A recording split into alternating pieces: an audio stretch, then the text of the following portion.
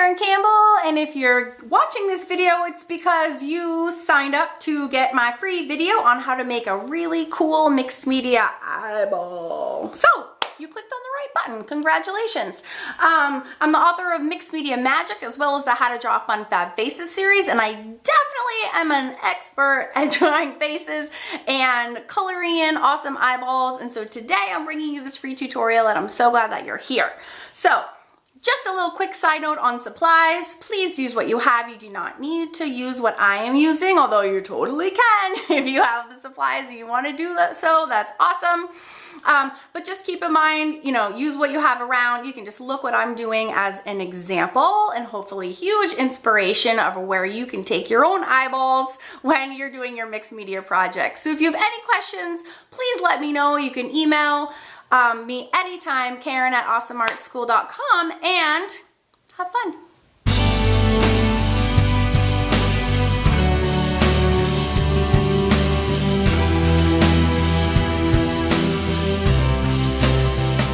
I always warm up with collage because I don't need to think. Like, I can have a full conversation right now because I am not working to think very hard. I'm just slathering on some glue. And the glue that I'm using is called Matte Medium, and I love it so much. You can actually mix it in with your paints too. Like if your paint's too thick, you can pour it into, this is what it looks like. You can pour it into your paint to kind of thin it out without compromising the integrity of your paint whatsoever. It also makes a fantastic adhesive, so I use it all the time just as like straight up glue. And I love collage because it's a great way to play, it's a great way to warm up, it's a great way to get my creative juices flowing, and it requires absolutely zero skill. My favorite things to collage with are telephone pages, vintage dictionary pages, music sheets, old books, and guess what? I'm using all of them in this project right before your very eyes. So yeah, this is very exacting work. You need to get a degree in collage in order to do it. No, I'm just kidding. It's totally play. And I'm using, I love to use upcycled materials, help save our precious planet, and also help save my wallet. So I buy records at my thrift store for about 50 cents. I know. It's kind of crazy when you think about it. I buy old records that are, you know, beat up and can't be used. Plus I don't actually even own a record player. So it's kind of a win-win. And then I do like masterpieces, what I think are masterpieces, just fun pieces on these old record albums. They make like the best substrate ever.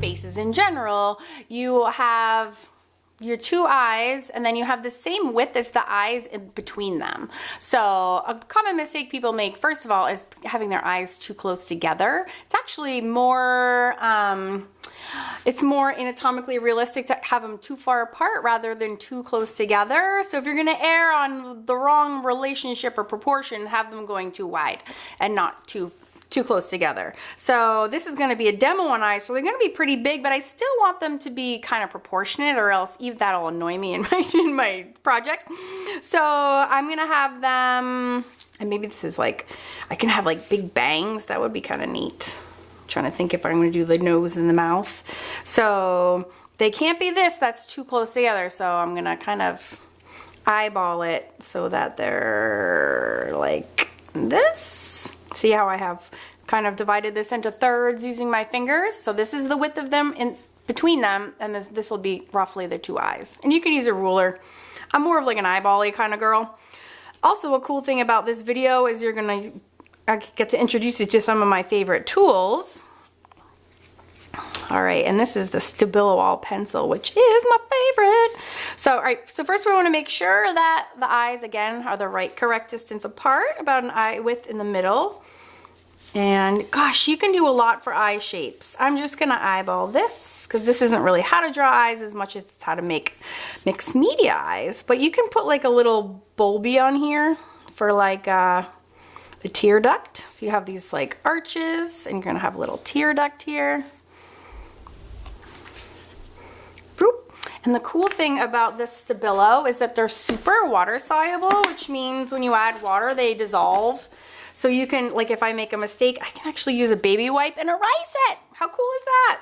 So I love the Stabilo All. So I can like make this more dramatic. See how it activated there? It got really dark. That's because it is, oh my goodness. I had thought I had turned my phone off before filming and I did, and I must have turned it back on without realizing it.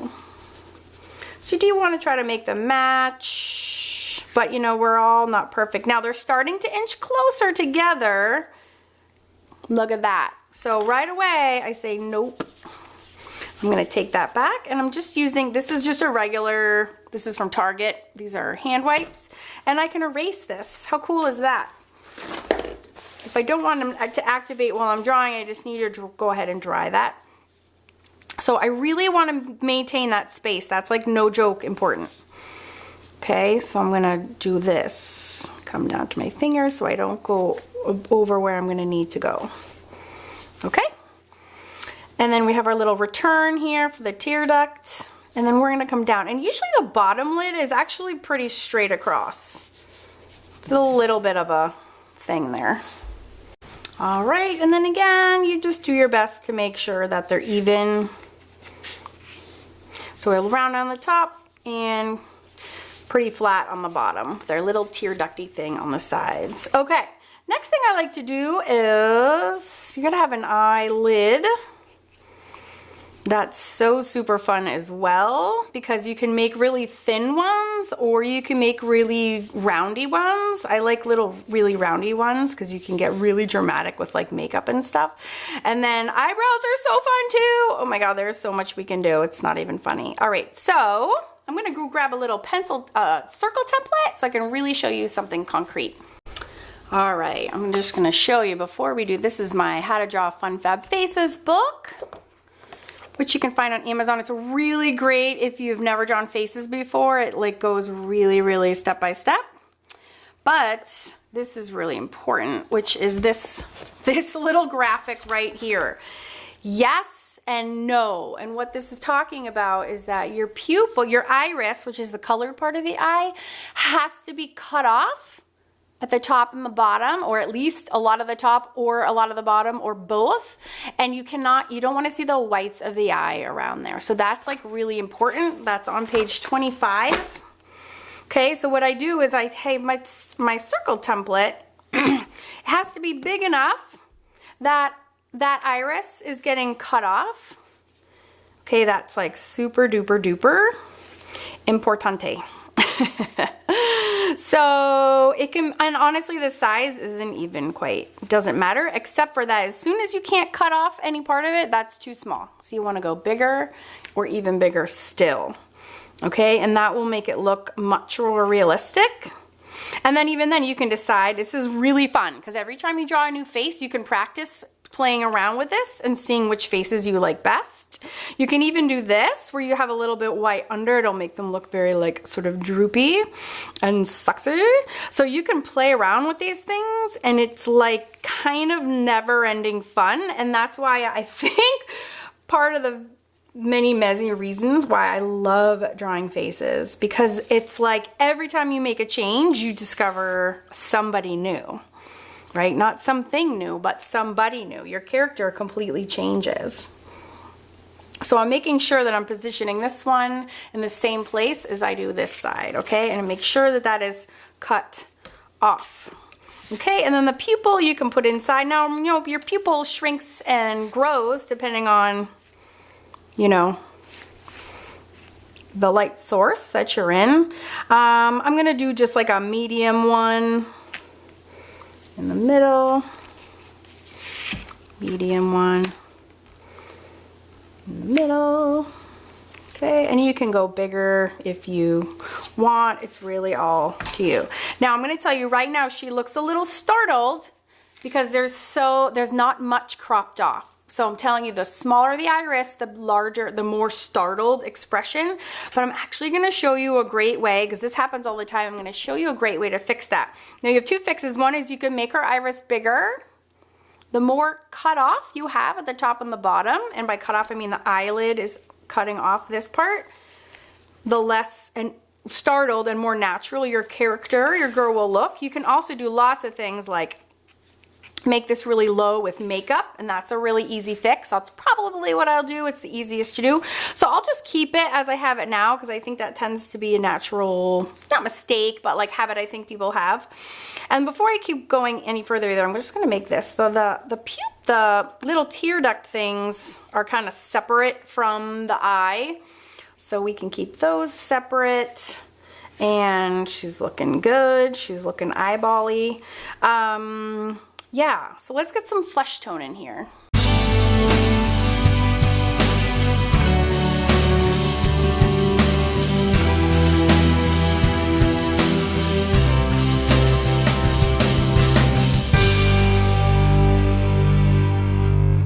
All right, let's get to it. All right, I love green eyes because I think only like 2% of the human population has green eyes. It's like the redhead of eyeballs. Actually, 2 of my kids have green eyes, and I just love them. Ew. So I'm using a combination. I like eyes that have, like, you know, some interest to them. So I'm actually using 2 different colors. So I'm using a green gold and this cobalt turquoise, but it doesn't matter at all what colors you're using. Just use the colors that you love. And actually, there's 2 ways you can do this. I drew the pupil in already. You can actually, and I do this quite frequently, just color in, like ignore the pupil, if you will, and just go over it. So if like your pupil's in the wrong place, you can just paint over it, actually. Feel free to do that. Now my Stabilo, as we discovered, is water soluble. So even when my paint hits it, it's gonna activate it, meaning it turns it into watercolor, you know? But I don't mind because it's gonna be, needs to be darker in there anyways. And if you notice, I am painting in to out because that's the direction that a real eyeball, I don't know the names of any of these things, but in a real eye, you know, the direction of the lines that appear go from the pupil to the outer part of the iris, like radiates out. So that's the way that your brush strokes want to go also. So like by default, they'll look more realistic just by your brush strokes. And I'm gonna kind of like blend some of this other color in just for shiz and giggles. I'm just putting a tiny bit on my brush and like spokes on a wheel. Gonna add some other colors just cause I'm taking this up a notch. We're leveling up our art skills. And once you do this step by step, you know, this isn't, you know, it might feel advanced, but like, this is not hard. It's just maybe something you haven't done before, but it doesn't mean it's hard, right? And the more you practice, the better you'll get. So you have the kind of this interest. So before you get too further, it's important to go back and do this eye before you. I always do them at the same time. I don't ever fully finish one eye and then skip to the next. I do them exactly at the same time. Then I make sure I don't forget any steps, because that would stink. And I think you could also look at one that's all finished and then all of a sudden this one's like stressful, like, oh, I'm behind, he can't catch up. Maybe you have to run and pick up your kids, or like you have to run an errand and then you can't get to that one and then you forget what you did to make the first one look like so awesome. And that would stink. So always do them at the same time. So if I have to stop, they're at the same point, and then when you can resume, because it's important that your eyes look the same.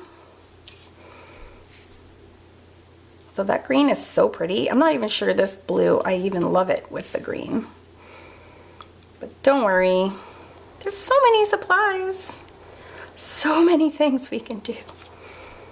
So again, it's like spokes on a bicycle. And by bicycle, I mean bicycle. Kind of radiate towards the middle.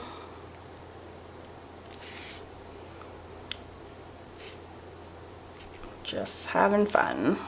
Never actually done big eyeballs like this before, so usually do them small, but this is one of my most requested video topics.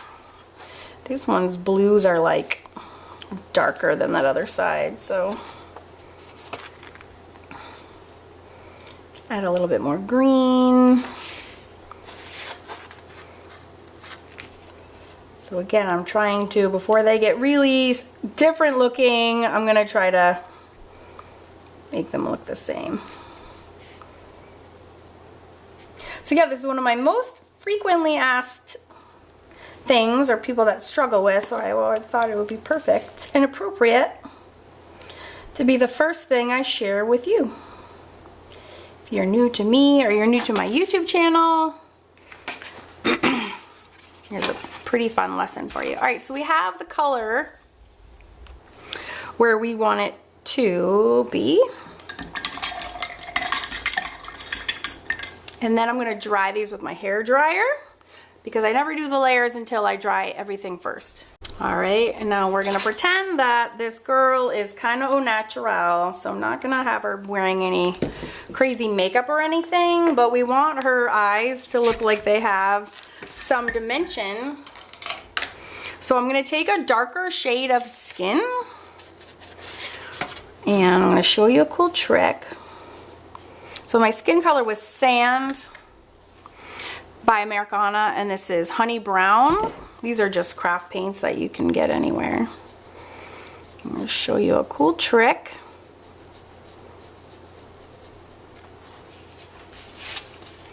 So I'm gonna put some darker colors at the corners of the eyelid.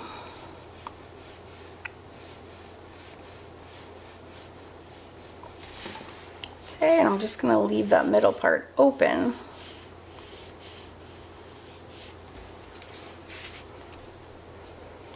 And what this does is it makes the eye, especially the eyelid, look like it's because there's a ball, right? Your eyeball is under here, and so this is just raised up and it catches quite a big highlight.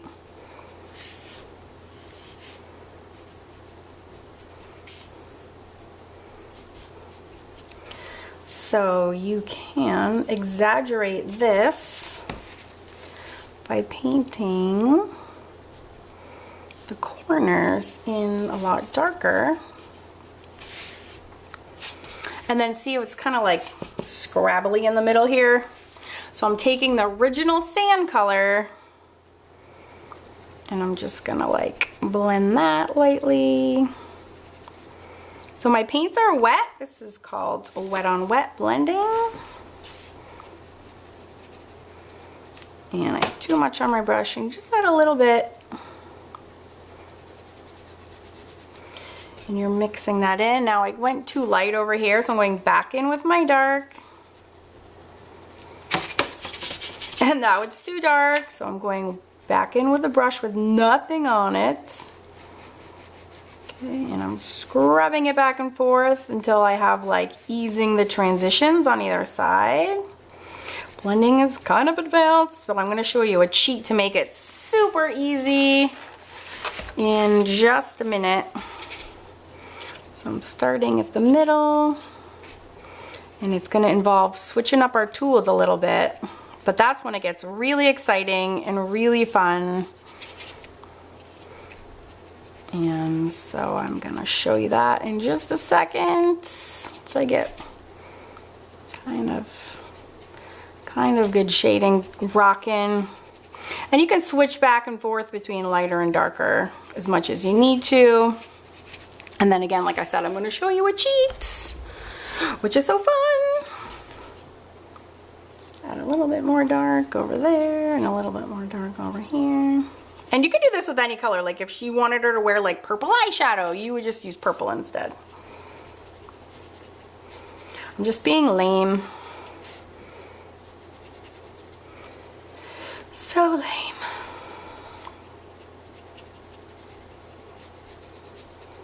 And if you did purple, you would have like a dark purple and a light purple.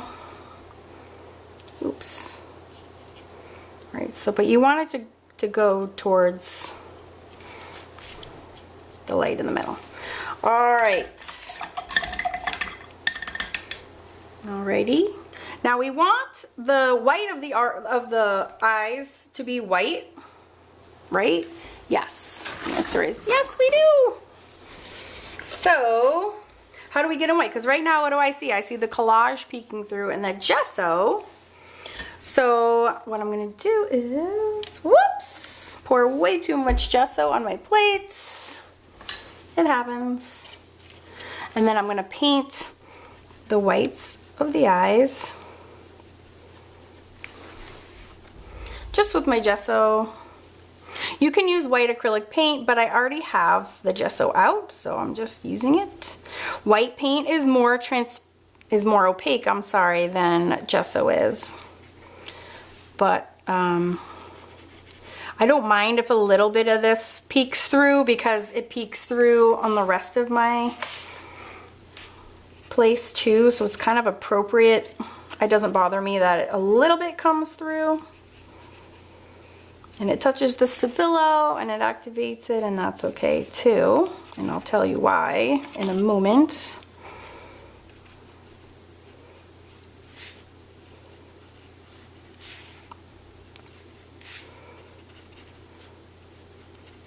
Well, actually, I'll tell you why right now, because it's working for me. So there's one of the big keys to making eyes look realistic is there's quite a big shadow that's cast from just that lid and like the lashes coming down onto the white. So this part will become grayed out. So if you put your brush through the Stabilo, it's going to activate it and you'll get a natural shadow right there. So it's a done deal. This one I didn't touch too much, so I'm not getting the same, but I'm going to fix that later. This one I will touch also and see if I can get it to activate on purpose. And I can, and then I'm going to drag it down into my eyeball. And you can have one going at the bottom as well. So go ahead and just add that shading now if you got it, and if not, it's okay, you can add it later. I needed like the littlest amount of gesso and I have like a giant puddle on my plate. Don't do what I do. All right, awesome. Next, we've got to kind of fill that tear duct in. They're like a little gaping. So let's add a touch of pink paint right there. All right, and this is just a random paint that I just grabbed. It's nothing particularly special about it. I just happen to own a lot of it, and I'm just gonna touch it in the corners. And it's okay if the Stabilo again mixes in with it, because it kind of takes the edge off of the like pink.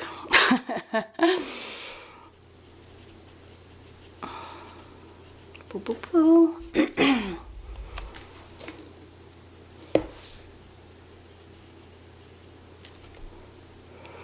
All right, so we have that filled in. One more thing I'm going to add, and then we are going to switch gears on our products, which is like the whole fun of mixed media. It's the mixing of the media that is so fun. So some artists really, and on realistic faces, they have like a lower lid that's completely optional. Most of the time I do not include it on my drawings. More recently I actually have been. So it's just a lower lid that comes out here and here, and I'm going to choose not to include it in this, but I just wanted to bring it up because it is a thing. Oh, here's a picture right in front of me. This is by artist Pippa McManus. I just use this as a reference for another project. And she has very exaggerated ones, as you can see. I normally don't go there, but it's a cool feature. Some artists, like I said, usually will have a very distinct line there. I don't love it, so I'm not gonna do it. All right, and now we're gonna switch gears entirely, and we are done with the painting portion of this project. And now we're switching it up to my next set of supplies, which is markers. And I love markers. I love watercolor markers. I love alcohol markers. I love Pitt pens. I love pasta. Like, I love me some markers. And so mixed media allows me to use my markers all the time, and it makes me very happy. Now, can I be painting this part? Yep. But do I want to? Nope, don't feel like it. What I love about using markers is that you can get into such more precise, tight spaces than you can with just your paintbrush and paints. You know, like, I'm not good with details, and the little markers allow me to be good with details. Gives me the precision that I need with these little brush tips. So you just have to learn, read labels, or listen to me about what products you can use with your paints. And the biggest rule of thumb is make sure all of your layers are like bone dry before you use your marker. And that's any marker, any brand, any whatever. Never use it on a wet surface, not even damp, not even slightly damp. It's the fastest way to ruin your marker. This marker that I'm using here is called the Pitt Artist Pen Big Brush, and I just like to call it my Pitt pens for short. They are from Faber-Castell. I use these in 99.9% of my projects, excuse me. These are made with waterproof, maximum light fast, amazing acid-free ink. These are amazing pens and markers, and they come in different nibs. I like these big fat ones because I can get into tiny spaces, but then I can also, you know, color in fairly large spaces like this eyeball. They are amazing. They do not fade over time. That's what that light fast. You have to be really careful in this day and age. There's a lot of fancy new products that are coming out to the market, and be careful, beware before you buy, because a lot of them are dye based and they are not light fast. So you might do this whole project in a year, it looks completely different and faded and a hot mess because you used dye based products instead of light fast ones. So please, please, please be careful when you're buying products. But let me tell you, from one art supply hoarder to another, you cannot go wrong with these markers. The other markers I use and love and trust the most are called Posca pens, and they are paint markers, and they are wonderful, and I use those as well.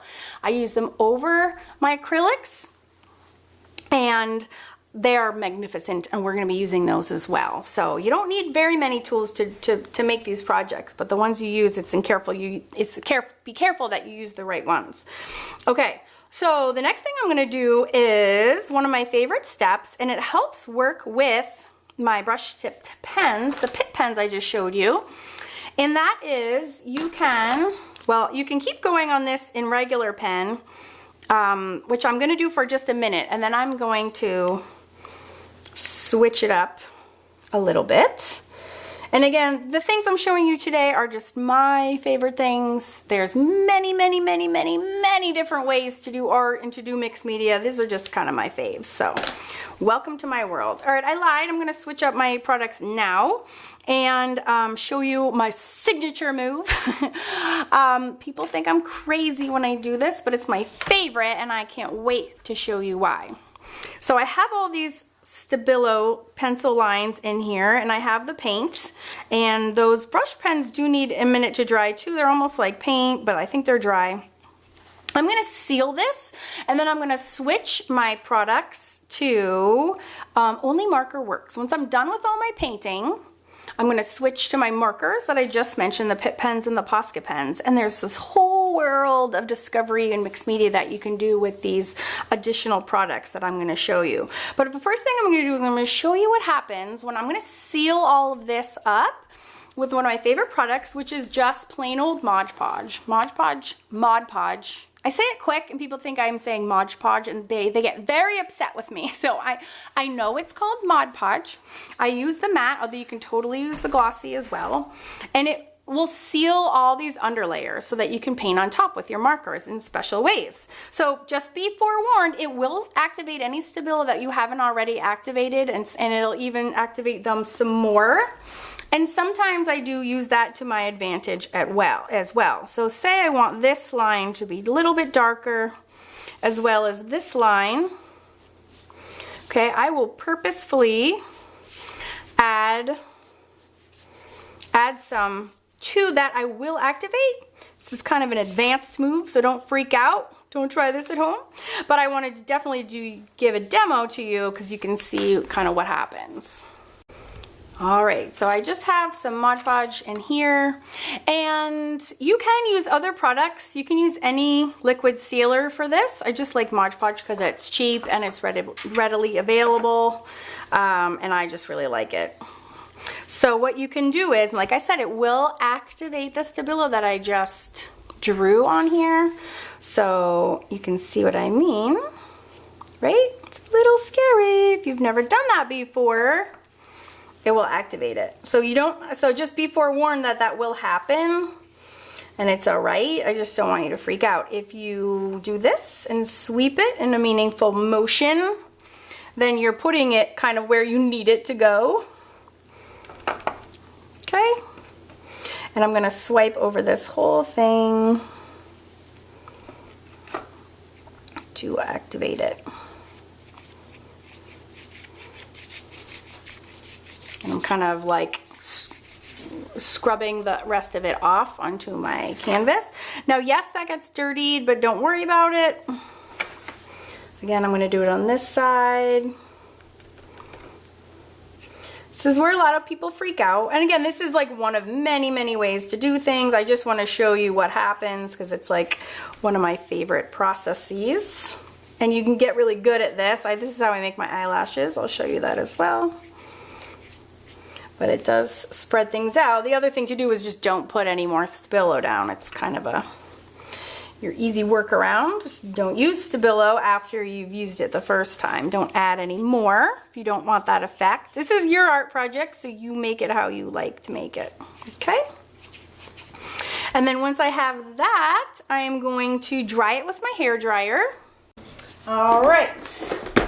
Now, so there we go, I dried it. Now say you're like, oh no, I want this side to match this side, and like there's a little bit of dark over here and I'm missing it over here.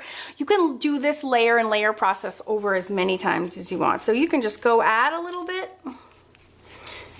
bit more. Once it's dried, then you can kind of reactivate with your Mod Podge. Okay, look at that. Now they're exactly the same on either side. And you just simply dry it again with your hair dryer and get ready for the next step. Another reason I like Mod Podge so much and not some of the other high-end art brands is that it dries so fast. I mean, I only do that for less than a minute, maybe 20 seconds, and it was dry already. So I have used other products and they just take a long time and they're really sticky, and matte Mod Podge is not like that at all. It's nice and smooth. So now it's doodle time. So I'm going to shore up some of these lines, and I'm going to you can use either a Posca pen or a Pitt pen for that. These are the Posca pens. They also come in a lot of nibs. I really only use two of the nibs. I use the 3M and the 1M if you're Posca shopping. And then the Pitt pens come in different nibs too. I like the big brush and the little brush, which are these two. And it just has a B on it. These are my two favorite brands. I use them all the time. And so what I'd like to do is, since this got kind of smudged, which I don't mind at all, I'm just going to go in with a real dark, and I'm going to just define that line a little bit more. Okay. And like say, she's like, but I love having, so this is why I do that first process, is I love that it's like this mushy, mysterious smear under there. I love that because it's kind of like people look at that and they're like, wait, how did she do that? They can't even guess how that effect is made. It's like super high-tech mixed media. So, and what's cool about these Pitt pens too is they have like a little window of wipeability. So if this is still wet, I can go in with my wipe just like the Stabilo and actually just like erase it off of there. You can also, if you want to outline your pupil line a bit more, you can do that. All right, now remember I said I was going to teach you a trick. If you think that your eyes look too startled, you really have two choices. You can make some you can make like a cat eye makeup, and I'll do one so you can see that really, and this involves kind of cutting across here. So sometimes you just accidentally make like a really startled looking eye. It happens, especially when you're starting out. But this is a cheat. So what you can do is you can make this really thick, right? And you can make like cat eye. Now I cut off, this is so close to the edge that you can't really see that. But this would get all filled in. Okay. And you can even make it that much lower. And you see how that, now I'm gonna go right onto the table. How's that? Okay, do you see that? This cuts off that startle expression and gives her super cool makeup. Boom, how's that?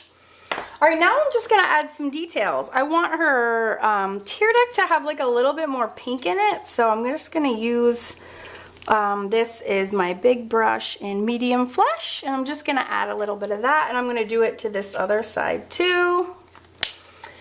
And now I'm gonna show you one of my favorite moves for making the cool eyeshadow. Is if you take a darker color of whatever color that you want to add shading to. Sorry, my phone's going off. I have 3 kids, so you know I'm kind of connected. I have to be connected more than I'd like to be sometimes. So you could have 2 choices. Both of these are kind of in the same spectrum. So, but this is so cool about the Pitt pens. If you put it on, you can blend it with your finger but you have to do it right away. It stays wet for a minute and then you can blend with your finger. You can't do this after it dries. You have like a 10-second window, but if you get to it fast, look at the blending. It's so beautiful and it's so ridiculously perfect. Look at that eyeball, it's coming along. All right, so I'm gonna move it. I cut off her cat eye. And we'll do the same thing to the other side, so we make sure that we're doing everything together. Except for the cat eye, I'll do a different treatment on this side so you can see the eyelashes. Okay, so you still have the gradation of the makeup. Really, and you can get like super dramatic and have like even darker at the corners.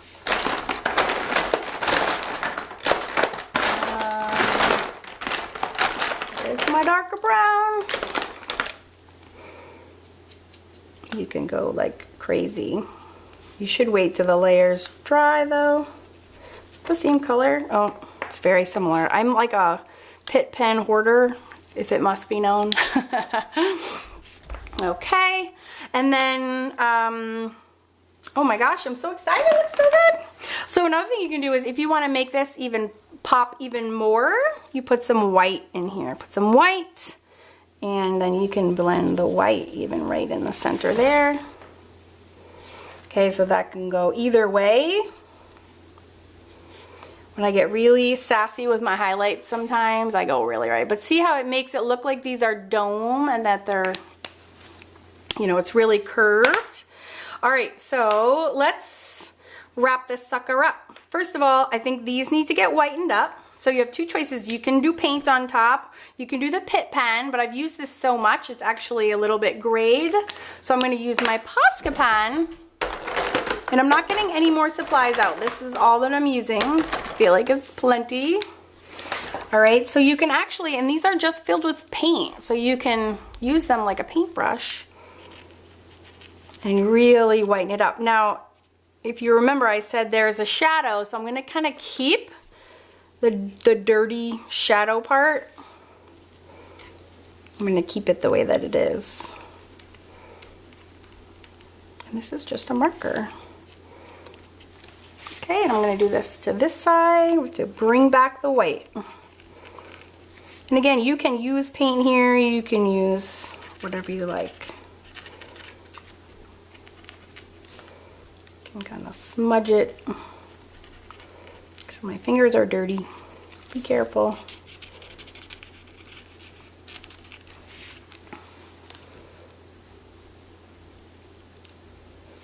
I just don't really love seeing the like, there we go. All right, so now the eyes are brought back, and now we need some highlights. So I can put a couple in here.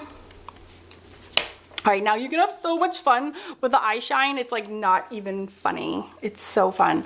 You can do different things, but the only thing that you need to really remember is that whatever you do to this eye, you have to do the same exact thing to this eye. That's the only thing that you need to remember.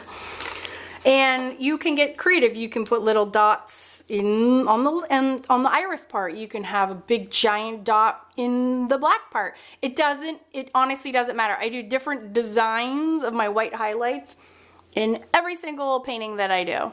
But whatever you do to this one, you have to do to this one. But before we do that, I should say, now if you want to play a little bit with the iris color before you get to the highlights, you can go in with your different Pitt pens. This is like the exact same color, so it's not doing anything. But you know, you can add like more colors onto it. Again, just keep with that same, like the bicycle analogy I had before. So everything radiates out of the center, and just whatever you do to one, you just make sure to do to the other.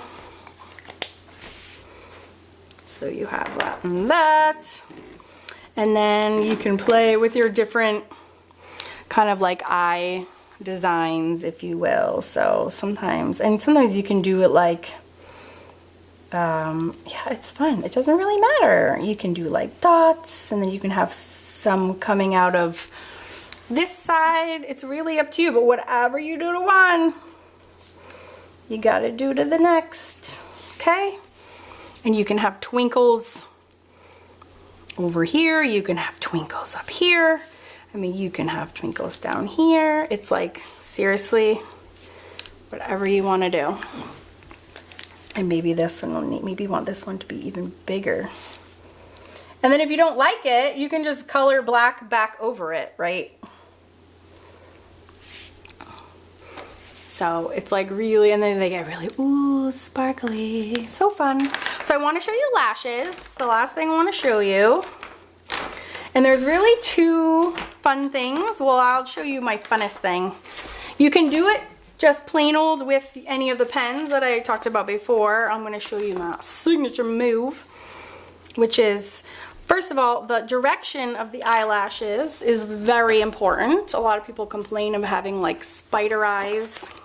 And this is on page 29 of How to Draw Fun Fabs, is the direction of the eyelashes really matters. So they curve this way, and then once they get to the center, they're straight up. And then once they go to the inside of the eye, they go the opposite way. And then they do the opposite on the bottom end. So usually to keep it simple, you just need to really remember half of that, and you're pretty good to go. You don't need to draw, like people end up with spiders because they're drawing all of those lashes. That's like an exaggerated example. It doesn't mean that you necessarily have to draw each and every one. So, downside, and some of them are short and some are long. Okay, and this is just practice. I usually start and then flick. Start again, this is going to go off onto the table, but the directionality is the most important thing here. Whoop, I'm literally drawing on the table. It's so funny. Okay, so I start at the base and then I flick and flick of the wrist. And then if I got towards the center, it goes up, and then it switches directions like this. Okay, if you did want to draw all of them.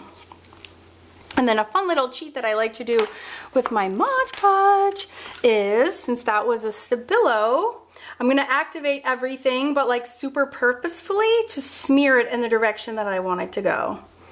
So how fun is that? Okay, and these go up, straight up, and then these rocket to the side, rocket to the side.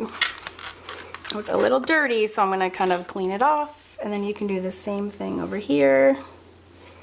So you can purposefully, maneuver the Stabilo where you want it to go. And then those will, and the reason I do it with the Mod Podge and not the water is that it freezes them now after that. It's like a fixative also, so they're not gonna go anywhere. All right, so you have your cat eye example, and then you have your regular eye example. I'll just wrap this up and show you a couple more things, and then we're done. So if you wanted to keep building up shading and playing with that, which a lot of times I do, but see, I still have the Posca and everything down, you can just put another layer of the Mod Podge over that, and then add whatever more pen work you want, and then you're just beefing up your pages. It's just really good to, you know, keep sealing the work that's under it anyways, and you can just proceed without worry. I'm gonna try that again. All right, so again, it's easy to layer and work on top because you have that layer of sealant between it. So maybe you're like, oh my gosh, this is way too much white. I gotta get rid of that. You can, you know, just go ahead and do so. You can go right over the whole thing, because you're not drawing on the paint layer, you're just drawing on the Mod Podge on top. So it's such a cool way to fix mistakes, make change-ups, and again, you can, another way to get rid of the startled expression is just go heavier on your shadow. Okay, this is just a gray Pitt pen, and I'm using that same smear technique, and this one is much more startled than this one now, if you see the difference. But again, you can just lower on a shadow, and that definitely cuts down on that. If that's too much, you just add a little liquid and ease that transition. Add more sparkles in there. You can add a touch onto there. You can now also, maybe you wanted stronger highlights even still, you can add them on there. So many things, so many fun things that you can do. You can give her just thicker eyeliner by just making a thicker line. You can even redefine your lashes here if you want to. I do this a lot where you have like a couple layers of lashes. You have like a thick underlayer of that's like smeared, and then it's a little bit more purposeful ones on top. And look at the results, are so stunning. Sometimes I also usually outline the pupils. I didn't because this is such a large scale. And then just expounding upon this, when you're doing whole faces, you can do so much shading with your Pitt pens. It is just fantastic. You can do so much by adding shading and adding all your features. So this is just the beginning of the magical world of mixed media. There is so much that you can do. Oh, did I tell you? Erasing is a cinch. I hope you enjoyed this introductory lesson, and of course you can check out YouTube for any of my millions of videos that are on there. But I hope you enjoyed this, and I look forward to sending you a few more emails that talk about overcoming the fears of your blank page, as well as your fears of maybe if you're intimidated by the talents of others, if there's others in your space that are better than you, how that can be kind of crippling, how to get started if you're brand new to mixed media and you're anxious about getting started. I would love to help you out of that emotional pickle, if you will, and lots of others ideas to kind of get you started. So I hope you don't mind getting a couple more emails from me. I would love to help you along your artistic journey, and I really hope that you enjoyed this lesson. If you want to go ahead and join my Facebook group, I would love to chat with you in there. Just search Awesome Art School and you will find me there on Facebook.